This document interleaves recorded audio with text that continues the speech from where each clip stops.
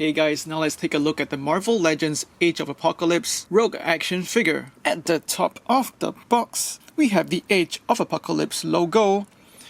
Down to the bottom, product information. Down to the side of the box, we see artwork of Rogue adjusting her gloves and getting ready for action. On to the back of the box, that same artwork of Rogue, description of the character, rest of the characters in the wave. And now down to that last side is that same reflected artwork. So let's go ahead and get her open.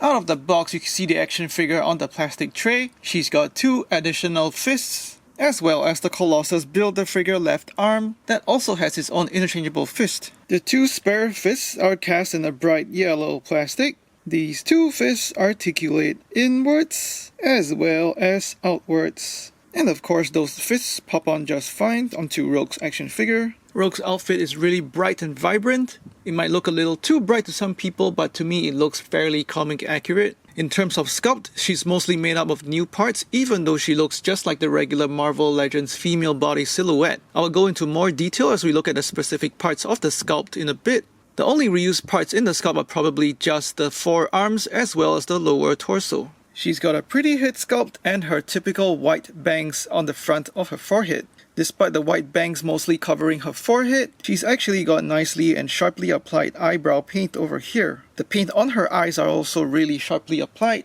They look beautiful. There's black eyeliner with blue eyes. She's also sculpted with thick lips, with pink paint applied for the lipstick, as well as a layer of shiny paint applied on top of that lipstick just to give those lips a bit of gloss. Her brown hair is sculpted flowing in the wind, while her white bangs are actually attached on as a separate piece. So from the front it looks okay, but when you move to the side as well as the top, this is where the hair sculpt looks really kinda odd. The 2 hair pieces just don't look cohesive, and her bangs end up looking like a raccoon hat. She's got quite an avant-garde hairstyle, with the back of her hairstyle looking more like a bob. Moving on to her torso, it is cast in a bright yellow plastic, and she's got a green plastic collar attached to the top, with very sharp paint applications for the silver rivets as well. This collar is a separate piece, but it doesn't really move around too much, and there is a peg hole that attaches to the upper part of her back. And this is why this upper torso is probably a new piece as well. Moving on to her arms, she's got baggy sleeves at the top part of her arms, cast in a mid-tone green, and that goes down to that bright green forearm that has a hit of mid-tone green over here. Visually, this looks a little strange to me, because the green baggy sleeves have a matte finish, while the paint on the forearms has a glossy finish. In terms of color tone, they actually match. But in terms of overall look, I cannot decide if the sleeves are supposed to be baggy and end just above her elbow, or they actually extend kind of halfway down her forearm. Moving on to her hands, they are cast in a yellow plastic with another separate piece over here that sits just above her wrist, looking like the cuffs of her gloves. Now you might want to shift this cuff a bit lower so that it looks more cohesive as a glove and you won't show off that light green on her forearm. Her yellow hands are also a new sculpt. You can compare these hands to the typical female splayed hands on Jean Grey. Rogue's hands are more slender, and they also appear to have fingernails sculpted on them.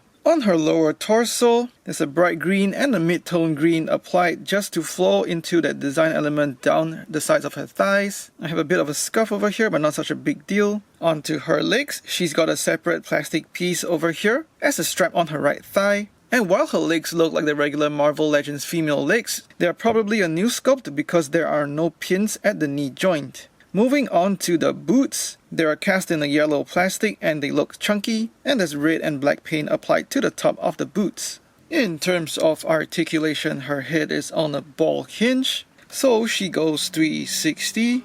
She's able to tilt a little bit to the left and more to the right because her hair doesn't hinder so much on the right side. She's able to look down that much as well as up quite a fair bit, so that's great for flight poses. Swivel hinge at the shoulders so it goes 360 as well as going out quite a fair bit. Swivel just above the elbow so that goes 360. Single hinge at the elbow so that's just about 90 degrees. and that's hindered by the baggy sculpt of those sleeves. A slight bummer for Rogue, who always uses her hands in combat. Swivel hinge at the wrist for 360, as well as articulating inwards and outwards. She's got a mid-torso ball joint, so that gets you right as well as left. Able to tilt sideways right as well as left, and able to tilt forward just a little bit. You can check out a short video on my channel on how I Dremel the female Marvel Legends torsos to get more forward ab crunch. And she's also able to bend backwards quite a bit. Ball jointed hips that go outward, not that much, as well as quite good forward and backward range. Upper thigh swivel so that swings outwards as well as inwards. Double jointed pinless knees that get you quite a good bit of range. No calf swivel even though there's a boot. Ankle tilt upwards as well as downwards. And pretty good ankle pivot outwards as well as inwards. Despite the slightly limited range of articulation in her elbows as well as her forward ab crunch, you should be able to get her into pretty decent flight poses. The new body mold feels solid, and once you swap out those splayed hands for the fists, you should be able to get her into most fighting poses as well. Size-wise, Rogue stands at about 6¼ inches up to the top of her bushy hairstyle, and that's about 16 centimeters. For some comparisons, here she is with the regular universe Gambit and Rogue. You can see the Age of Apocalypse Rogue is on a more slender body compared to the more muscular regular universe Rogue. I also cannot wait for an Age of Apocalypse version of Gambit. Here she is with Jean Grey and Blink, Cyclops and Weapon X, Iceman and Sabretooth, Apocalypse and Dark Beast, Spider-Man and Iron Man, G.I. Joe Classified Series, and some Star Wars Black Series. Rogue is a well-built figure that's surprisingly made up of a lot of new parts. The only downside for me is the limited elbow articulation. Her head sculpt is wonderful with sharp paint applications, her outfit is vibrant with plenty of paint detail, and she will be a nice colorful addition to your Age of Apocalypse display. She is definitely a solid addition to this line. Please like and share this video, let me know what you think in the comments below, and subscribe to my channel for more toy reviews. Also, don't forget to check out my new TikTok account in the description below. Thanks for watching, take care and stay safe.